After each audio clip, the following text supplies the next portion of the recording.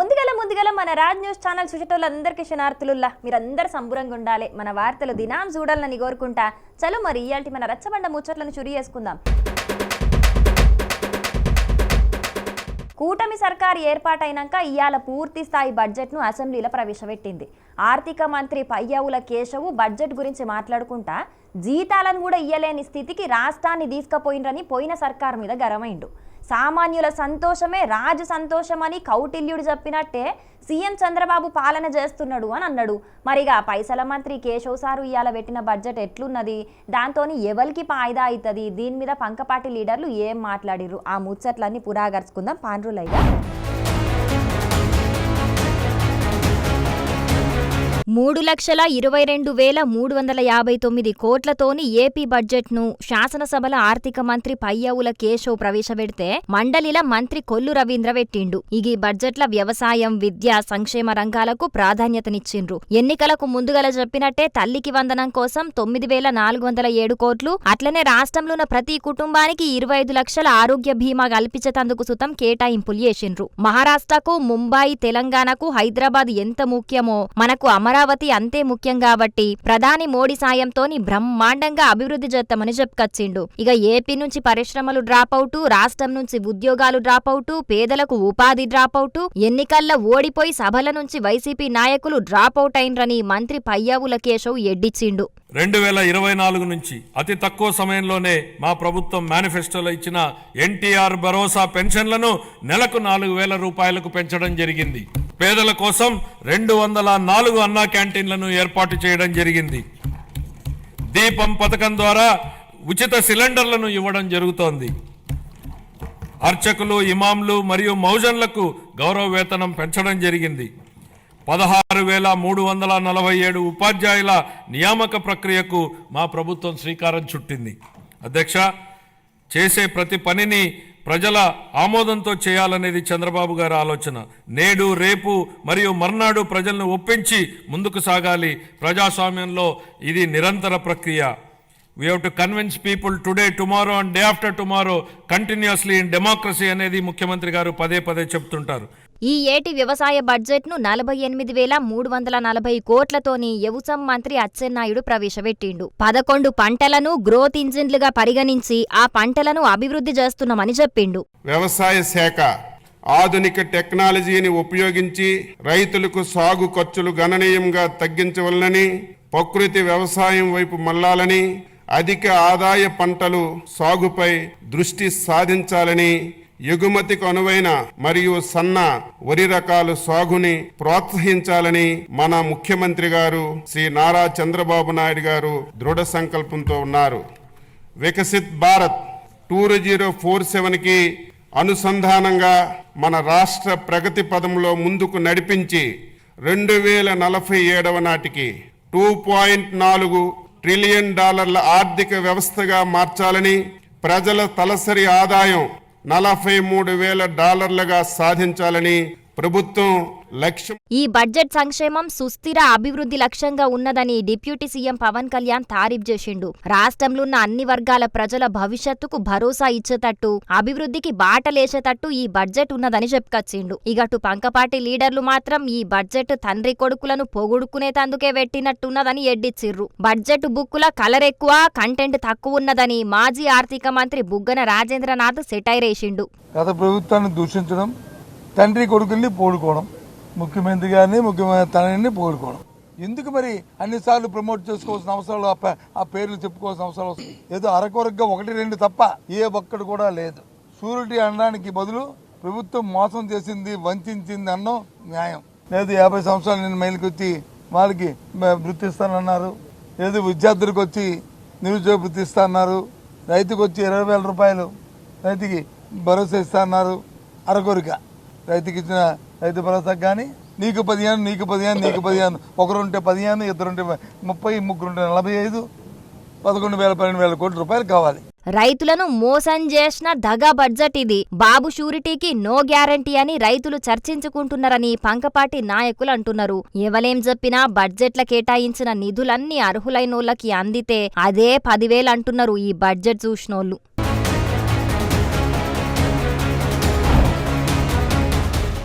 తెలంగాణకు కొత్తగా నియామకమైన AICC in charge Meenakshi Natarajan madam ఇవాళ మొదటి పరి హైదరాబాద్లో అడుగుపెట్టింది. ఇదివరకున్న దీపాదాస్ మున్షి మేడం మస్తు హడావుడు చేస్తుండే కానీ మీనాక్షి మాత్రం సాదాసీదాగానే తెలంగాణకు వచ్చింది. మరి మనిషి మాత్రమే సాదాసీదాగా ఉంటుందా? ఆమె పనితనం సుతం సాదాసీదాగానే ఉంటుందా? లేకుంటే ఇదివరకు పని చేసిన వాళ్ళ కంటే గొప్పగా చేస్తుందా? ఈ ముచ్చట్లన్నిటి మీద ఓ నజరిద్దాం పాండి. ఇదివరకు ఏఐసిసి ఇన్ఛార్జీలు తెలంగాణకు ఎవ్వలొచ్చినా హంగు ఆర్భాటాలకు తక్కువ ఏం ఉండకపోయేది. ఢిల్లీకేంచి సపరేట్ విమానంలా వచ్చేది. ఇక్కడికి వచ్చినాక సుతం సపరేట్ హోటల్ బుకింగ్ చేసుకుని మస్తు విలాసంగానే మెదులుదురు. ఇక కొంతమంది పదవులు కావాలనుకునే లీడర్లు సుతం వాళ్ళను ఏదో ఒక తీరుగా కాకబట్టి అధిష్టానంతోని మాట్లాడిపించుకొని పదవులు కొట్టేసేది. కానీ ఇప్పుడు తెలంగాణకు ఇన్ఛార్జిగా వచ్చిన మీనాక్షి నటరాజన్ కథ మాత్రం అలాగుంటది. రాహుల్ గాంధీకి దగ్గర మనిషి అయిన మీనాక్షి మేడం మొదటి పరి హైదరాబాద్ కి వచ్చిన సింపుల్ గా ఏం హంగామా లేకుండా రైళ్లనే వచ్చింది. ఇక కాచిగూడ రైల్వే స్టేషన్ లో మీనాక్షి నటరాజన్ మేడం దిగంగానే కాంగ్రెస్ పార్టీ నాయకులు స్వాగతం పలికిండ్రు. ఇక ఆడికేంచి సీదా పోయి సీఎం రేవంత్ అన్నను కలిసింది.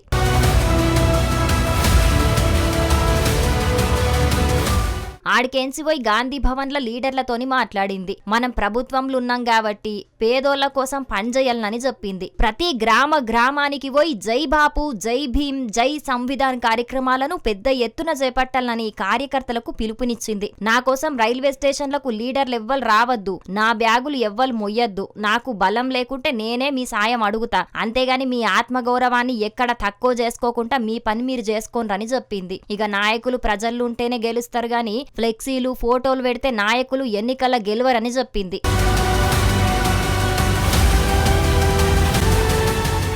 మాటలు ఎట్లా చెప్పినా ఇక ఇప్పుడు కొత్తగా బాధ్యతలు తీసుకున్న మీనాక్షి నటరాజన్ ముంగట పెద్ద పెద్ద సవాళ్లే ఉన్నాయి. పార్టీ మారిన ఎమ్మెల్యేల నియోజకవర్గాల పాతోళ్లకు కొత్త నాయకులకు నడుమ లొల్లులు బగ్గనే అవుతున్నాయి. చాలా మంది లీడర్లు ఒగల మీద ఒగలు ఫిర్యాదులు సుతం చేసుకుంటున్నారు. ఇక అట్లనే సర్కారు ఏర్పాటై ఏడాది దాటిపోయినా మంత్రివర్గ విస్తరణ జరగలేదు. చాలా మంది సీనియర్ ఎమ్మెల్యేలు మంత్రి పదవుల మీద ఆశతోనున్నారు. 10 ఏళ్ల తర్వాత అధికారం వచ్చింది కాబట్టి నామినేటెడ్ పోస్టుల కోసం సుతం చాలా మంది లీడర్లు ఎదురు చూస్తున్నారు. మరి వాళ్ళందరినీ ఎట్లా సెట్ చేస్తారనేది సుతం పెద్ద టాస్కే. అట్లనే రాబోయే రోజుల్లో స్థానిక సంస్థల ఎన్నికలు ఉన్నాయి కాబట్టి దాంట్లో సుతం పార్టీని గెలిపించే బాధ్యత ఆమెనే తీసుకోవాలి. మరిగా ఆమె ఎసుంటి నిర్ణయాలు తీసుకుంటదో ఏం కథనో గాని ఇదివరకు పనిచేసిన దీపాదాస్ మున్షి ఇక్కడ ఏండ్ల సంధి పనిచేస్తున్న నాయకులను కాదని ఆమెకు నచ్చినోళ్లకు పార్టీ పదవులు ఇస్తున్నదని కొందరు సీనియర్లు డైరెక్టే విమర్శించారు. కాబట్టి మరి వాళ్ళను ఎట్లా కలుపుకపోతుందో, తెలంగాణలో కాంగ్రెస్ పార్టీని ఎట్లా ముంగటికి తీసుకపోతుందో చూడాలి అంటున్నారు కొందరు రాజకీయ విశ్లేషకులు.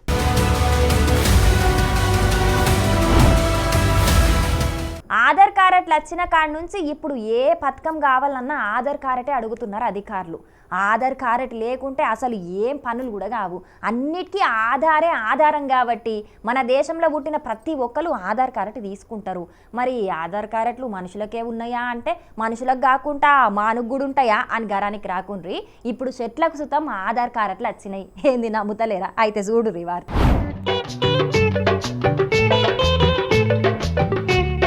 చూస్తున్న రానుల్లా దుకాన్ల ముందట స్కానర్లున్నట్టే షెట్టుకు క్యూఆర్ కోడ్ స్కానర్లు ఎట్లున్నాయో మరి ఇట్లా షెట్లకు గీ స్కానర్లు ఎందుకు పెట్టిరని అనుకుంటున్నారా? మనుషులకు గదా ఆధార్ కార్డులున్నట్లే ఇప్పుడు ఆదిలాబాద్ జిల్లా ఇచ్చోడ మండలం ముఖారెక్కే ఊళ్ళ నాటిన షెట్లన్నిటికి సుతం ఆధార్ కార్డు లెక్కనే క్యూఆర్ కోడ్లు ఏర్పాట్లు చేసిండ్రు. ఇక క్యూఆర్ కోడ్ ను స్కాన్ చేస్తే ఆ షెట్ల వివరాలు మొత్తం మన ఫోన్ లో దర్శనమిస్తాయట. ఆ షెట్టును ఏ రోజు నాటిరు, దాని వయసు ఎంత, దాని గుర్తింపు నెంబర్ ఎంత, ఆ షెట్టు వాతావరణంలో ఉన్న కార్బన్ డైఆక్సైడ్ ఎంత తీసుకుంటది, ఆక్సిజన్ ఎంత విడుదల చేస్తదనే వివరాలు మొత్తం మనకు తెలుస్తాయి అన్నట్టు. ప్రకృతి లేనిది మనగడ లేదు. దేశంలో ఎక్కడ చూసినా కరోనా టైంలో ఎంతో మంది ఆక్సిజన్ లేక ఎంతో మంది చనిపోవడం జరిగింది. మరి మన ఆదిలాబాద్ జిల్లాలోని ఇచ్చోడ మండలంలోని ముఖరాకే గ్రామంలో ఎక్కడ ఖాళీ స్థలం ఉన్నా రోడ్డు వైపు కావచ్చు లేదా ప్రభుత్వ స్థలం కావచ్చు గార్డెన్ చెట్లు నాటడం జరిగింది. నాటడమే కాదు, పూర్తిగా చెట్లను కాపాడడం జరిగింది. దాదాపు 1,00,000 పైచిలకు చెట్లను ఈ రోజు వరకు 5 సంవత్సరాల కాలంలో పూర్తిగా చెట్లను కాపాడుకోవడం జరిగింది.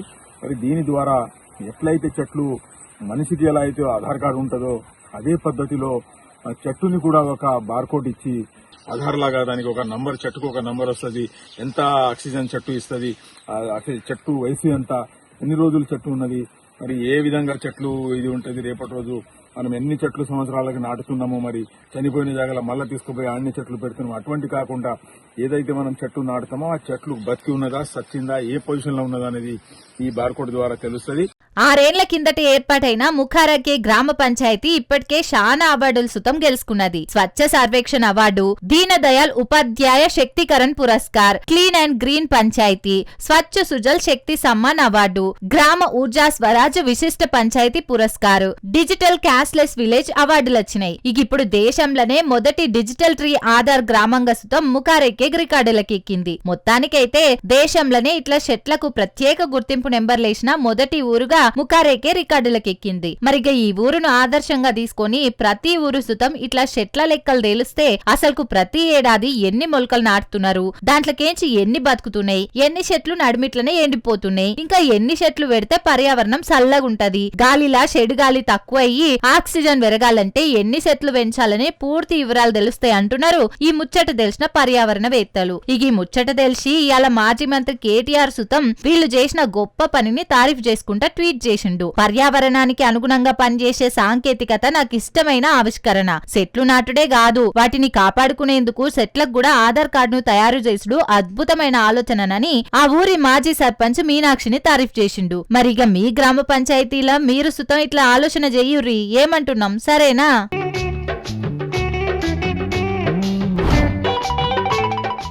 ఓ దిక్కు యూరియా దొరకక రైతులు అవస్థ పడుతూనే ఉన్నారు. అయినా కూడా వ్యవసాయ మంత్రి మాత్రం ఎరువుల కొరత లేదు అని అంటున్నాడు. ఇంకో దిక్కు నీళ్లు లేక పొలాలు కూడా ఎండిపోతున్నాయి. అయినా కూడా నీళ్ల మంత్రి సాగునీళ్లకు తిప్పలేం లేదంటాడు. అసలుకు తెలంగాణలో ఏం జరుగుతున్నదో ఏం కథనో కానీ చాలా మంది రైతుల పరిస్థితి మాత్రం దినదిన గండం నూరేళ్ళ ఆయుష్ అన్నట్టే ఉన్నదుల్లా. ఇగో ఈ అలాగే ఊళ్ళే సుతం సాగునీళ్ల కోసానికి రైతులు రోడ్డెక్కే పరిస్థితి వచ్చింది చూడు. నష్టపోయిన రైతులకు వెంటనే వడ్లకొండ చెరువును వెంటనే. జనగామ జిల్లా వడ్లకొండ ఊళ్ళో ఉన్న చెరువుకు నీళ్లిడవకపోవుట్లా చెరువు కిందున్న పొలాలన్నీ ఎండిపోతున్నాయట. అధికారులకు సర్కార్ పెద్దలకు ఎన్ని మాటలు చెప్పినా ఎవ్వరు పట్టించుకుంటలేరట. ఇట్లయితే లాభం లేదని ఇయాల ధర్నాకు దిగిండ్రు. ఇప్పటికైనా ఎస్ఆర్ఎస్పీ కాల్వలతోని మాకు సాగునీళ్లు విడుదల చేయాలనని రైతులు డిమాండ్ చేసిండ్రు. జనగామ హుస్నాబాద్ పెద్ద రాస్తా మీద ఎండిపోయిన వరి కంకులతోని రైతన్నలు ఆందోళన చేసే వరకు వాహనాలన్నీ ఎక్కడికక్కడనే ఆగిపోయినాయి. ఆఖరుకు డిఈ సారు 2 రోజుల్లోనే నీళ్లిడిచి చెరువు నింపుతామని హామీ ఇచ్చుట్లా ఈ ధర్నాను విరమించిండ్రు. మరి వాళ్ళ బాధేందో గీ అన్న చెప్తున్నాడు. ఇనుండ్రి. వడ్లకొండ ఈన చెరువు నింపాలని గత 4 నెలలకు కింది నుంచి ఈ యొక్క అధికారులు ఇరిగేషన్ అధికారుల చుట్టూ, కాలువల చుట్టూ, చెరువుల చుట్టూ, అదేవిధంగా ఇక్కడున్న జన్యామ ఎమ్మెల్యే గారికి అలాగే కలెక్టర్ గారికి కూడా వినతి పత్రం ఇవ్వడం జరిగింది. ఈ యొక్క వడ్లకొండ గ్రామంలో ఈ యొక్క ఈన చెరువు నింపినట్లయితే ఆ యొక్క రైతులు ఆ యొక్క చుట్టుపక్కల గ్రామాలకు కూడా ఆ యొక్క వాటర్ సోర్స్ అనేది ఉండి పంటలు ఎండిపోకుండా ఈ యొక్క పంటలు పండడానికి మంచి ఆస్కారం ఉంటుందని చెప్పి ఈ యొక్క వడ్లకొండ రోడ్డు మీద మేము ధర్నా చేయడం జరిగింది. ఇప్పటికే చాలా వరకు పంటలు సగానికి పైగా ఎండిపోయినాయి, బోర్లు కూడా పడడం లేదు. కనుక ఈ యొక్క అధికారులను, ఈ యొక్క కలెక్టర్ గారిని మేము వేడుకునేది ఒకటే, మా యొక్క గ్రామ చెరువు నింపినట్లయితే చుట్టుపక్కల గ్రామాలు, మా యొక్క గ్రామం కూడా పంటలు వండి సుభిక్షంగా ఉంటుంది, రైతులు కూడా సుఖ సంతోషాలతో ఉంటారని చెప్పేసి ఈ యొక్క ధర్నా చేయడం జరిగింది. ఈ యొక్క ధర్నాకు డిఈ గారి హామీ మేరకు రేపు లేదా ఎల్లుండి 2 రోజులలో మా యొక్క చెరువుకు వాటర్ నింపుతా అని చెప్పి హామీ ఇవ్వడం జరిగింది. ఇక్కడొక్క కాడ్నే కాదు, శానా జాగల సుతం గిదే పరిస్థితి మోపైంది. సాగునీళ్లు సాలక రైతులు సకుల గోసపడుతున్నారు. అసల్కే ఎండలు సుతం ముదిరినాయి. ఓ 4 రోజులు పొలానికి నీళ్లు పెట్టకుంటే పొలం మొత్తం నెర్రలు వాసే పరిస్థితి ఉన్నది. కాబట్టి పుట్టకచ్చిన పొలాలు ఎండిపోయే పరిస్థితి రాకుండా కాల్వ నీళ్లు యాళ్లకు విడుదల చేయాలని రైతులు డిమాండ్ చేస్తున్నారు. మరిగా నీళ్ల మంత్రి ఉత్తమ్ సారు సాగునీళ్లు లేక రైతుల గోసలెట్లున్నాయో జర చూడుండ్రి, రైతులకు తిప్పలు కాకుండా చూసుకోండ్రి.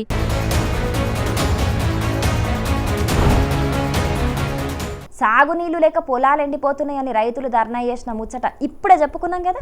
ఇగో గీడో కాడసుతం సాగునీళ్లు లేక పొలాలు ఎండిపోతున్నాయని రైతులు బాధపడుతున్నారు. కాకుంటే వీళ్ళు మాత్రం ధర్నా కాదు, అంతకు మించిన పనే చేసిర్రు. మరి అదేందో చూద్దాం పాండ్రి.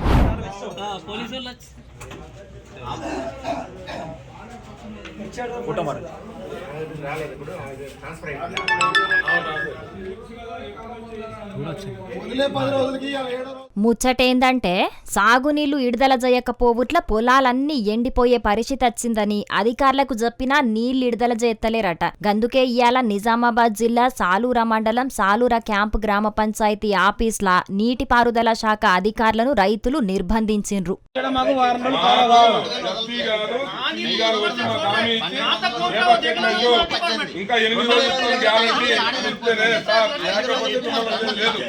ఇన్నరా మాకు నీళ్ళిత్తమని అధికారికంగా చెప్పేదాంక మిమ్మల్ని ఇక్కడికేంచి వదిలేది లేదని రైతులంతా గరానికి రాబట్టిండ్రు. మరి వాళ్ళు పడుతున్న ఇబ్బంది ఏందో గి అన్న చెప్తున్నాడు. నుండ్రి మాది D28 బ్రాంచ్ కింద 14 నెంబరు పౌట్ మాది బ్రాంచ్. ఇప్పటికి నిజాం సాగర్ కెనాల్ వదిలి 4వ వెడ్డింగ్ నడుస్తుంది. ఇప్పటికి 3 వెడ్డింగ్లు అయిపోయినాయి. 3 వెడ్డింగ్లో కూడా ఏ రోజు కూడా మాది పత్యాపూరు జాడి సాలూరు క్యాంప్ శివార్లో గల భూములు కలిసిన దాఖలాలు లేవు. ఇది 4th వెడ్డింగ్. మాకు నెక్స్ట్ వెడ్డింగ్లో 15 రోజులు ఇస్తామంటున్నారు. మాకు 15 రోజులు వద్దు, 10 రోజులు ఇవ్వండి, ఇప్పుడు 15 రోజులు ఇవ్వండి అని చెప్పి మేము రిక్వెస్ట్ చేస్తున్నాం. డిపార్ట్మెంట్ నుంచి, ఇరిగేషన్ డిపార్ట్మెంట్ నుంచి ఎలాంటి మాకు సహాయ సహకారాలు లేవు. ఎమ్మెల్యే గారికి కూడా దగ్గరికి నోటీస్ తీసుకుపోవడం జరిగింది. నిన్న మొన్న అటు మొన్న మా గ్రామ పెద్దలు, సర్పంచ్ గారు, ఉప సర్పంచ్ గారు, గ్రామ రైతులు ఒక 30-40 మంది ఎమ్మెల్యే గారి దగ్గరికి పోయి నోటీస్ ఇవ్వడం జరిగింది, మాట్లాడటం జరిగింది. ఎమ్మెల్యే గారు కూడా ఇస్తాము, మీరేం భయపడబాకనే అంటున్నారు. మాకు ఇంత వాటికి ఎలాంటి రెస్పాన్సిబిలిటీ లేదు. అందుకోసం అని చెప్పి డిపార్ట్మెంట్ని పంచాయతీ, గ్రామ పంచాయతీలో, సాలూరు గ్రామ పంచాయతీలో నిర్బంధించాము. ఇన్నరా సాగునీళ్లు కావాలని ఇటు నీటిపారుదల శాఖ అధికారులకు అటు బాన్స్వాడ ఎమ్మెల్యేకు చెప్పినా ఎవ్వరు పట్టించుకుంటలేరట. మా పంటలకు నిజాం సాగర్ కాలువ నీళ్లను అధికారులు ఇయ్యలేకపోతున్నారు. దీంతోని చేతికచ్చిన పంటలు ఎండిపోతున్నాయని రైతులు బాధపడుతున్నారు. పెట్టుబడి మొత్తం పెట్టి ఆఖరుకు నీళ్లు లేక పొలాలెండిపోతే చాలా నష్టమైతది. రైతులం ఇప్పుడిప్పుడే జర తెల్లబడుతున్నాం. ఆయింత పంటలు గంగలగలిస్తే మళ్ళా అప్పుల పాలైతమని బాధపడుతున్నారు. ఇప్పటికైనా సర్కార్ పెద్దలు ఆలోచన చేసి మాకు నీళ్ళిప్పియాలని డిమాండ్ చేస్తున్నారు. ఇక్కడ ఒక్క కాడనే కాదు, తెలంగాణ అంతటా గిదే పరిస్థితి ఉన్నది. కాబట్టి నీళ్ల మంత్రి ఉత్తమ్ సారు ఎక్కడెక్కడ అవస్తున్నదో అరసుకొని రైతులకు నీళ్ళిస్తే మంచిగుంటది. లేకుంటే రైతులు మాత్రం ఎక్కడికక్కడ నిలదీస్తారు. కాబట్టి చూసుకోండి మరి.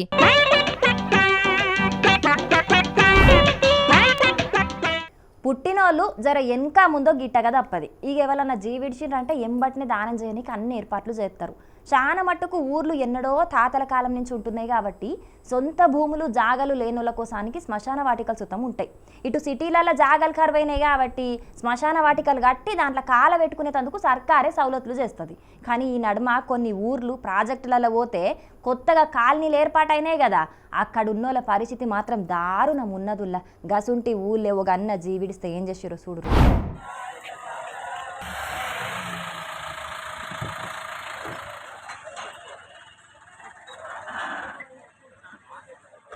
మల్లన్న సాగర్ ముంపు గ్రామమైన ఎర్రవల్లి గ్రామానికి శ్మశాన వాటిక ఏర్పాటు చేయలేదట అధికారులు. దీంతోని ఆ ఊళ్ళో ఎవలన్నా జీవిడిస్తే కాష్టం చేయనికి మస్తు తక్లీఫ్ అవుతున్నదట. అధికారులకు ఎన్ని మాటలు చెప్పినా ఎవ్వరు పట్టించుకుంటలేరట. గందుకే ఇయాల ఏకంగా శవాన్ని పట్టుకొచ్చి సిద్దిపేట జిల్లా గద్వేల్ ఆర్డీఓ కార్యాలయం దగ్గర ఆందోళన చేసిర్రు.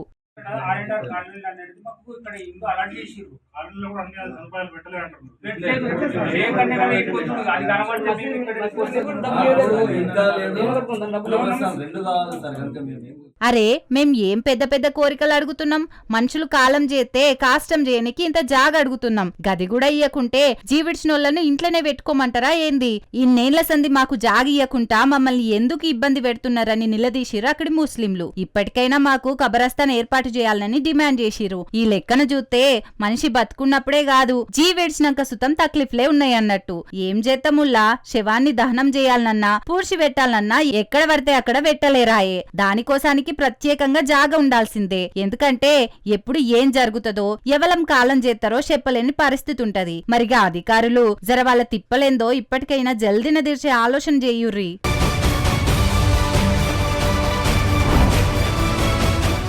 ఇగో ఇవుల్లా ఇయ్యాల్టి మన రచ్చబండ ముచ్చట్లు. ఇవాళ మేము చెప్పిన ముచ్చట్లన్నీ జబర్దస్తుగున్నాయిలే. దినం ఇంతకంటే ఖతర్నాక్ ముచ్చట్లను దేవులాడి మీకోసం పట్టుకొస్తూనే ఉంటాం.